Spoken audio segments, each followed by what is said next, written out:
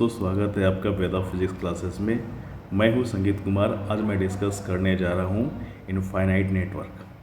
तो infinite network अगर हो किसी रेसिस्टर्स का, तो उसमें हम इक्विवेलेंट रेसिस्टेंस कैसे निकालेंगे। तो देखिए, सबसे पहले क्या किया जाता है कि जो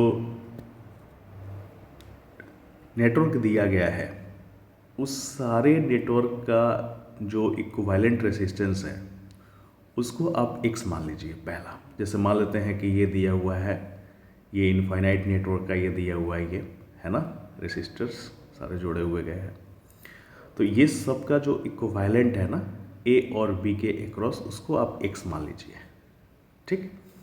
दूसरा चीज़ कि इसमें आप रिपीटिंग यूनिट को देखिए, कौन कौन सा यूनिट इसमें रिपीटिंग हुआ है, और उस रिपीटिंग यूनिट का यूज करके हम फिर से ये इनफाइनाइट नेटवर्क बना सके। ये चीज़ आपको देखिए। तो देखिए, यहाँ से ये देखिए, पूरा का तो हम लोग मानेंगे x, इक्विवेलेंट रेसिस्टेंस पूरा का इक्विवेलेंट x मान लिए हैं। ठीक है। तो यहाँ पे देखिए, ये रिपीट, इसको देखिए रिपीट हो रहा है, इसको देखिए रिपीट हो रहा है ना। तो ये हो गया आपका रिपीटिंग यूनिट। तो इस रिपीटिंग यूनिट का हम यूज करके हम बना सकते हैं इनफाइनाइट नेटवर्क का रेसिस्टर का कम्बिनेशन बना सकते हैं, है ना। ये इनफाइनाइट नेटवर्क हम बना सकते हैं ये यूनिट का यूज करके हम, है ना।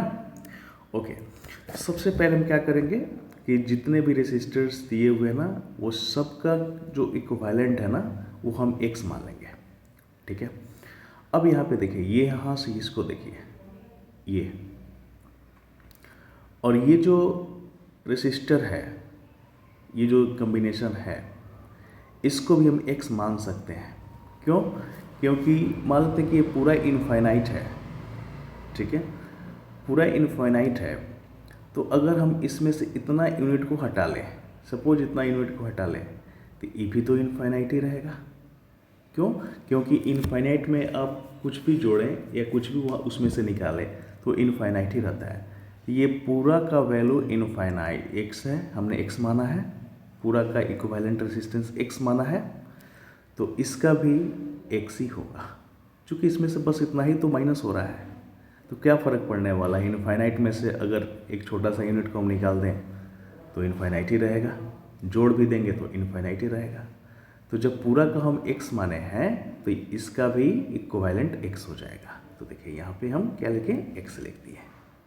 ठीक है, ओके।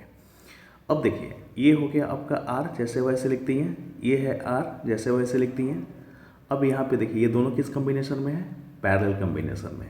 तो 1/RP is equal to 1/R plus 1/X, इसका LCM, इसका बट्टा का जोड़ बना है, तो हमको इतना वैल्यू मिल गया। यानी ये दोनों का इक्विवेलेंट कितना मिल गया हमको, RX upon X plus R, ये चीज़ हमको मिल गई। अब यहाँ पे देखिए, ये रेसिस्टर और ये दोनों की वजह से जो हमको ये मिला है, ये अब देखिए कैसे कम्बिनेशन में आ गया, सीरीज कम्बिनेशन में, है ना। तो अब क्या करेंगे, हम सिंपली इसको ऐड कर देंगे सीरीज वाला फार्मूला लगाकर। तो RS यानी सीरीज कम्बिनेशन में equivalent is equal to R plus ये RX plus RX by X plus R। Okay. अब यहाँ से LCM ले लिए हम, X प्लस R हो गया, ये इसमें जाकर मल्टीप्लाई हो गया, R into x plus R, ये हो गया RX हो गया।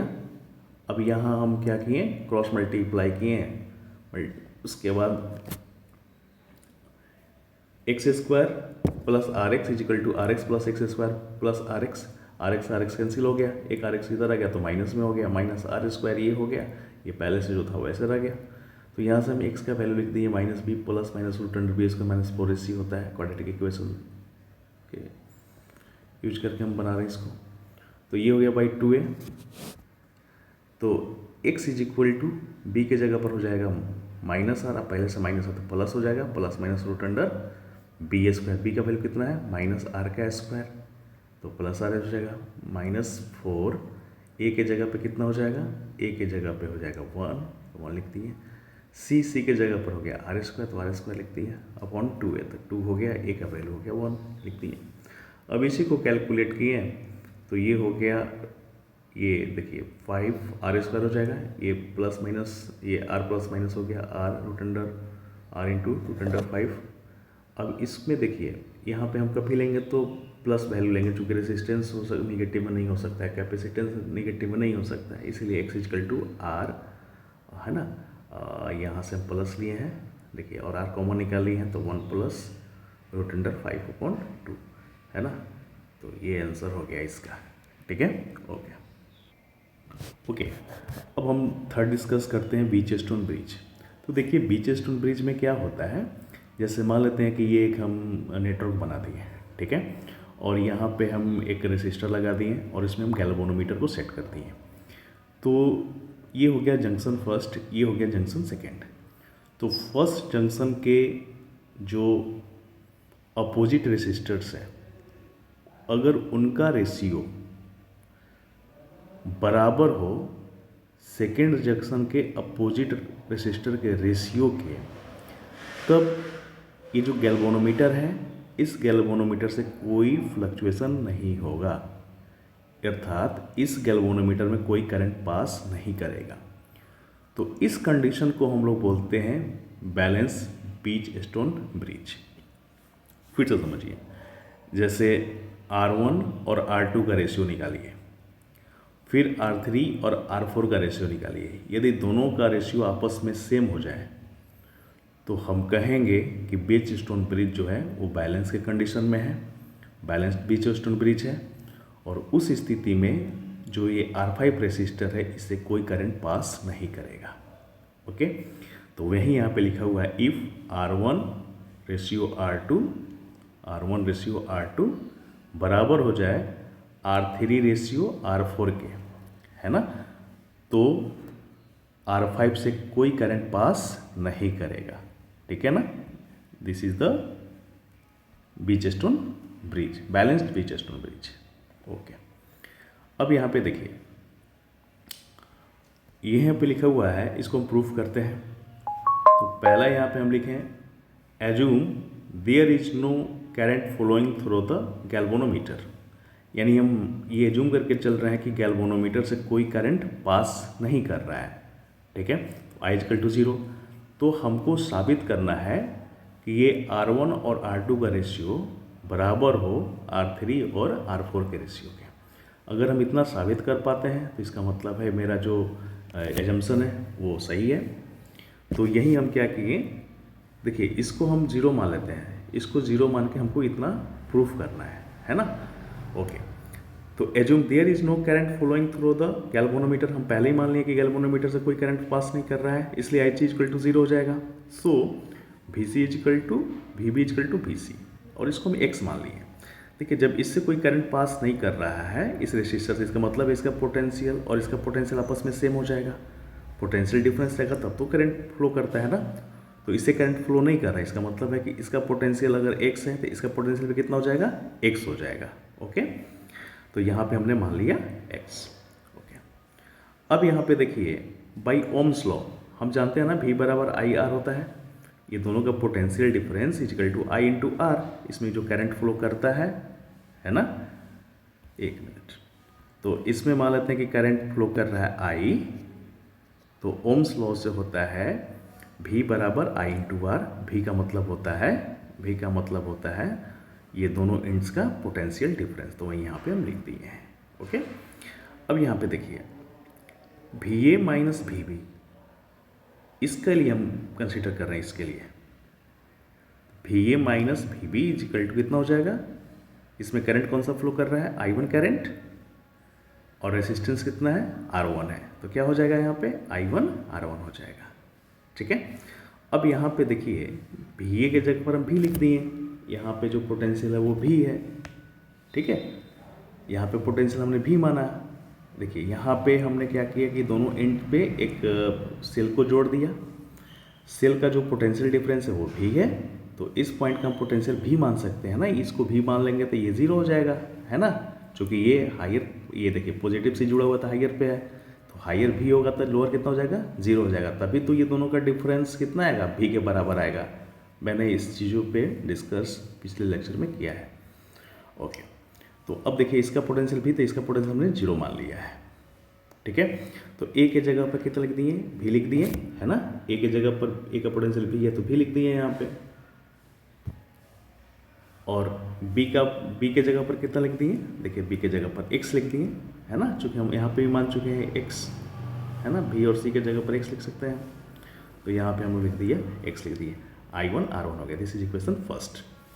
अब देखिए, अब हम इसमें आ रहे हैं, इस रेसिस्टर में आते हैं। तो इसका देखिए, इसका कितना हो जाएगा आपका, इसमें करंट कौन सा है, I1 करंट। जब इसमें करंट अगर जाएगा ही नहीं तो इसमें I1 जा रहा है, तो इसमें भी तो I1 ही आएगा, ठीक है। तो ये हो जाएगा आपका, इस रेसिस्टर के लिए कितना लिख देंगे हम, VB माइनस V0, है ना, या VD लिख सकते हैं उसको। तो यहाँ पे देखिए उसका कितना था, x था ना, इसका x था पोटेंशियल डिफरेंस, सॉरी पोटेंशियल इसका x था, तो x लिख दिए। इसका कितना हो गया, देखिए 0 से 1 तो 0 लिख दिए इसके लिए, तो यहाँ पे लिख दिए x और यहाँ पे लिख दिए 0, है ना। यहाँ पे हो गया x, यहाँ पे हो गया 0, तो ये जाएगा I1 R3। अब यहाँ पे देखिए थर्ड में, देखिए थर्ड किसके लिए लिख रहे हैं, R2 के लिए, यहाँ पे आ रहे हैं। तो इसका देखिए ये हो जाएगा V और ये हो जाएगा x, है ना, ये V और ये x, क्योंकि ये x है तो ये भी x है, यहाँ से लिखे हुए हैं यहाँ पे, है ना। तो यहाँ पे लिख देंगे कितना करंट है, I2 करंट है ना। तो कितना हो जाएगा, V minus x is equal to I2 R2, है ना। तो देखिए यहाँ पे लिख दिए V minus x I2 R2, this is equation third. अब यहाँ पे देखिए R4 के लिए, अब यहाँ पे बताइए ये x है और ये कितना है, 0 है ना, यहाँ से जुड़ा हुआ है 0, देखिए 0 है, 0, ये 0 हो जाएगा, तो x minus 0 is equal to I2 R4 हो जाएगा। देखिए यहाँ पे लिख दिए x माइनस 0 I2 R2 लिख दिए, ये सब ओम्स लॉ से लिख दिए हैं, ठीक है। This is equation 4। अब इसमें हम क्या कर रहे हैं कि इक्वेशन फर्स्ट और थर्ड को डिवाइड कर रहे हैं, ये और ये, इसको डिवाइड कर रहे हैं, और फिर क्या कर रहे हैं हम, सेकेंड और फोर्थ को डिवाइड कर रहे हैं। इक्वेशन फर्स्ट और इक्वेशन थर्ड को डिवाइड कर रहे हैं, फिर इक्वेशन 2 और फोर्थ को डिवाइड कर रहे हैं आपस में। तो जब फर्स्ट और थर्ड को डिवाइड करेंगे तो v माइनस x और v माइनस x, इसका भी v माइनस x है। RHS में कितना है, I1 R1 और ये कितना है, I2 R2 लिखती है। ये कट जाएगा, 1 आ जाएगा, ओके, ये दोनों कट जाएगा, है ना, ये दोनों कैंसिल हो जाएगा, तो ये 1 हो जाएगा, है ना, ये 1 हो जाएगा। अब ये हो गया, यहाँ से देखिए I1 R1 I2 R2 जैसे वैसे लिखती हैं। अब यहाँ से थोड़ा सा हम करंट को सेपरेट करके भी ऐसे लिख सकते हैं, I2 चला गया इधर, है ना, और I1 आ जाएगा नीचे, है ना, और ये हो जाएगा R1 R2, this is equation 5, ठीक है। अब देखिए, अब हम किसको डिवाइड कर रहे हैं, 2 और फोर्थ को। तो 2 कितना है आपका, x माइनस 0, तो x माइनस 0 लिख दिए, और ये फोर्थ कितना है, x माइनस 0 लिख दिए, है ना। इसका वैल्यू RHS में देखिए I1 R3 और इसका कितना है, I2 R4 लिख दिए, फिर वो कैंसिल हो गया, 1 हो गया, फिर वैसे ही क्रॉस मल्टीप्लाई करके हम इसका वैल्यू लिख लिए, ओके।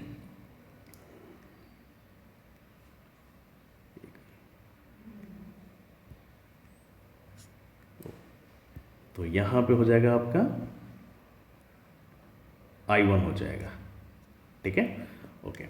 अब यहाँ से देखिए आप, अब हम क्या किए, इक्वेशन 5 और 6 ये दोनों को कंपेयर कीजिए।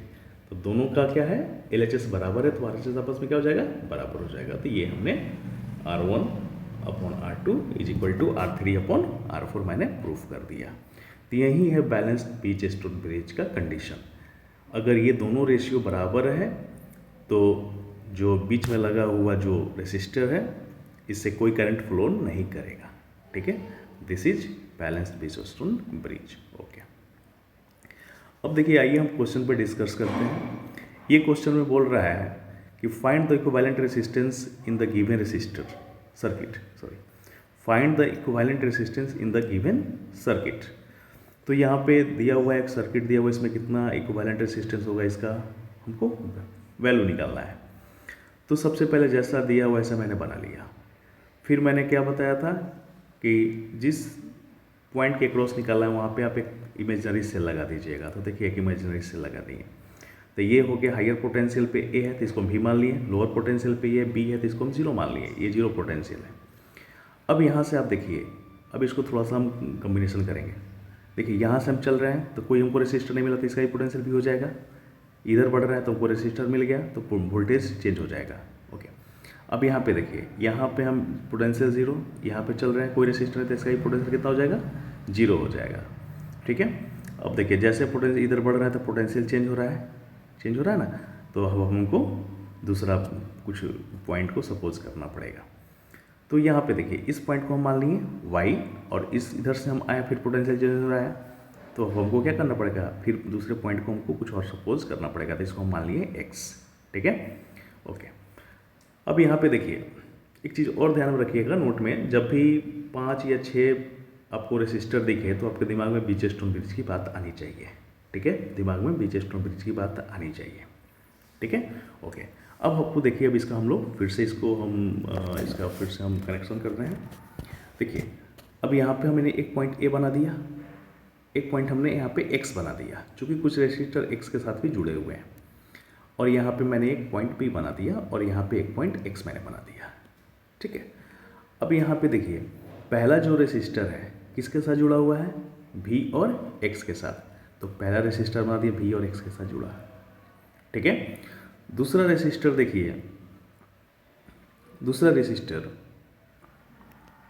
इसको देखिए, इसको एक एक करके हम बारी बारी से इसको सॉल्व करते हैं। इसका हो गया, ओके। अब इसको देखिए, ये वाला रेसिस्टर को देखिए, तो ये एक्स और किसके साथ जुड़ा हुआ है, जीरो के साथ। तो अब देखिए ये हो गया हुआ एक रेसिस्टर हो गया ना, एक्स के साथ और जीरो के साथ जोड़ दिए, है ना, इसका भी हो गया। ये किसके साथ जुड़ा हुआ है, ये जुड़ा हुआ है एक्स और जीरो के साथ, तो देखिए एक्स और जीरो के साथ जोड़ दिए। ओके, तो यहाँ से इसका भी हो गया, इसको भी जोड़ लिए। अब देखिए, अब जोड़ते हैं हम इसको, देखिए इसको, ये वाला रेसिस्टर, इसको देखिए, तो ये किसके साथ जुड़ा हुआ है, भी और वाई के साथ। तो देखिए भी और वाई पॉइंट यहाँ पे बना दिए, है ना, इसके साथ हम जोड़ दिए। ओके, तो इसका भी हो गया कॉम्बिनेशन।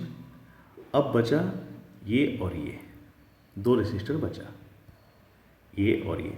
इसको देखिए, ये कहाँ से जुड़ा हुआ है, एक्स और वाई के साथ, तो ये हो गया एक्स और ये हो गया, तो इसके बीच में एक रेसिस्टर जोड़ दिए हैं।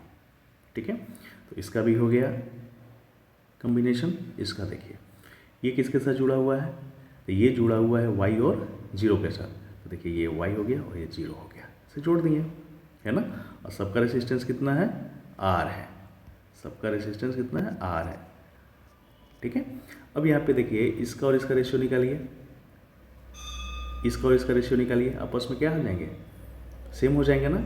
ये दोनों को डिवाइड करेंगे तो 1 आ जाएगा, इसको भी डिवाइड करेंगे तो 1 आ जाएगा। इसका मतलब क्या है, इसका और इसका रेशियो, इसका और इसका रेशियो क्या आपस में सेम है, तो बीच वाला जो रेसिस्टर है इससे कोई करंट पास नहीं करेगा, तो इसको क्या करेंगे, हम हटा देंगे। तो देखिए हमने हटा दिया है। ठीक है, अब देखिए दोनों कैसे कॉम्बिनेशन में आ गए, ये दोनों कैसे कॉम्बिनेशन में आ गए, सीरीज कॉम्बिनेशन में, है ना। ये और ये दोनों सीरीज कॉम्बिनेशन में आ गए, तो इसको सीरीज वाला इक्वेशन से हम जोड़ देंगे तो कितना हो जाएगा, 2r हो जाएगा, 2r लिख दिए। ये भी कितना हो गया सीरीज में, तो ये भी कितना हो जाएगा, 2r हो जाएगा। तो अब देखिए दोनों को हटा के हम 2r लिख दिए, इस दोनों को हटा के हम 2r लिख दिए। अब दोनों कैसे कॉम्बिनेशन में आ गए, पैरेलल में, तो पैरेलल वाला इक्वेशन लगा के हल कर दिए, इसको आंसर आ गया। ओके, आइए अब नेक्स्ट क्वेश्चन देखते हैं। ये एक नेटवर्क दिया हुआ है, इस नेटवर्क में इक्विवेलेंट रेजिस्टेंस निकालना है। तो यहाँ पे भी आप देखिए हम क्या करेंगे, ए और बी के क्रॉस बोल रहे हैं निकालने के लिए, तो हम एक सेल लगा दिए, ये हो गया भी, तो ये हो जाएगा 0। ओके, अब यहाँ पे देखिए जैसे हम इधर बढ़ रहे हैं ये भी हो जाएगा, है ना, फिर आगे बढ़ेंगे तो रेसिस्टर आ गया, तो ये तो पोटेंशियल चेंज हो जाएगा, तो इसलिए हम यहाँ पे मान लिए पॉइंट वाई, है ना, ये पॉइंट वाई हो गया। अब या फिर आप मान सकते हैं कि ये पोटेंशियल हो गया वाई, फिर यहाँ से हमारे कोई रेसिस्टर नहीं, कोई रेसिस्टर नहीं, तो यहाँ पे भी कितना हो जाएगा, पोटेंशियल वाई हो जाएगा। ठीक है, अब जैसे देखिए ये 0 है, तो यहाँ से हम आए 0, कोई भी रेसिस्टर नहीं, 0 कोई रेसिस्टर नहीं, कोई रेसिस्टर नहीं, तो ये भी 0 हो जाएगा। ठीक है, इतना तक तो मेरा काम हो गया। अब यहाँ पे देखिए, ये जैसे हम यहाँ से यहाँ बढ़े, ये तो वाई था यहाँ तक, तो रेसिस्टर मिल गया तो पोटेंशियल चेंज हो जाएगा, तो इसको हम लिख दिए x, है ना। ओके, अब आप देखिए, अच्छा यहाँ से हम ऐसे चल रहे हैं तो यहाँ पे भी कोई रेसिस्टर नहीं, कोई रेसिस्टर, तो यहाँ पे भी हो जाएगा, भी हो जाएगा। ठीक है, तो इस तरह से जितने भी रेसिस्टर है उस सबके एक्रॉस हम पोटेंशियल निकाल चुके हैं। देख लीजिए, ये भी और जीरो के बीच में है, ये भी एक्स और जीरो के बीच में है ना, ये देखिए, ये देखिए, ये देखिए, सब निकल चुके हैं ना। अब हम देखिए, हम क्या सोचेंगे, कितने रेसिस्टर हैं, 1 2 3 4 5 6। तो मैंने पहले ही बताया था कि जब भी 5 या 6 रेसिस्टर है तो आपको सोचना है बीचस्टोन ब्रिज के बारे में। ओके, तो यहाँ से देखिए, अब हम क्या किए हैं, हम एक पॉइंट ए बना लिए यहाँ पे और एक पॉइंट बी बना लिए यहाँ पे, है ना। इसकी पोटेंशियल कितनी है, भी है। ये चीज़ आप मान के चलिएगा हमेशा, भी हो गया, ये जीरो हो गया। तो यहाँ से आप देखेंगे कि ये जो पहला रेसिस्टर है, देखिए ये वाला रेसिस्टर, ये वाला रेसिस्टर, ये किसके किसके बीच में है, भी और वाई के बीच में। तो देखिए ये हो गया भी और ये हो गया, यहाँ पे पॉइंट मान लिए वाई, तो इसके बीच में ये बन गया। ठीक है, ओके। उसके बाद देखिए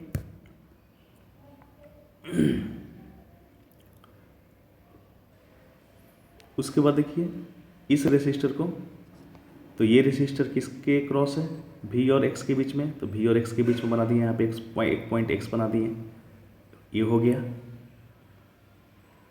अब कौन सा बचा, ये वाला,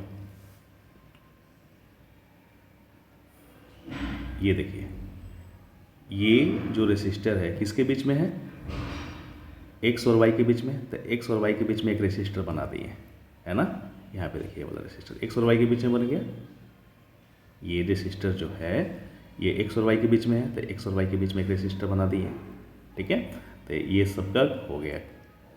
अब देखिए, अब ये बचा, ये रेसिस्टर भी और जीरो के बीच में है। तो यहाँ पे देखिए, यहाँ पे देखिए भी और जीरो के बीच में है।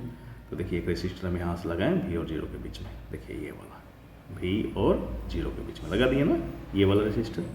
तो इसका भी हमने कॉम्बिनेशन कर लिया। ओके, इसका देखिए ये किसके, एक्स और जीरो के बीच में है। तो देखिए यहाँ पे एक्स और जीरो के बीच में ये रेसिस्टर मैंने लगा दिया। तो इस तरह से इसका भी कॉम्बिनेशन हो गया। थोड़ा सा प्रैक्टिस आपको करना पड़ेगा ये सब चीज़ों को, आप अपने से स्वयं से इसको करेंगे ना तभी आपको आएगा।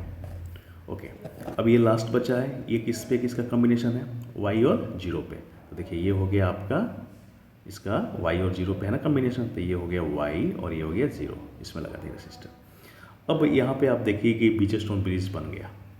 इसका और इसका रेशियो 1 आएगा, इसका भी इसका रेशियो कितना आएगा, 1 आएगा। तो ये क्या हो जाएगा, इसे करंट पास नहीं करेगा, तो इसको हम हटा देंगे। ठीक है, तो इसलिए मैंने बीच से ये रेसिस्टर को हटा दिया। ये दोनों सीरीज में हो गए, ये दोनों सीरीज में हो गए। तो ये कितना हो जाएगा 2R, ये भी कितना हो जाएगा 2R, तो मैं 2R बना दिया। ये पहले से था ना R, तो ये R लिख दिया। अब तीनों केस में आ गए, पैरेलल कॉम्बिनेशन में आ गए।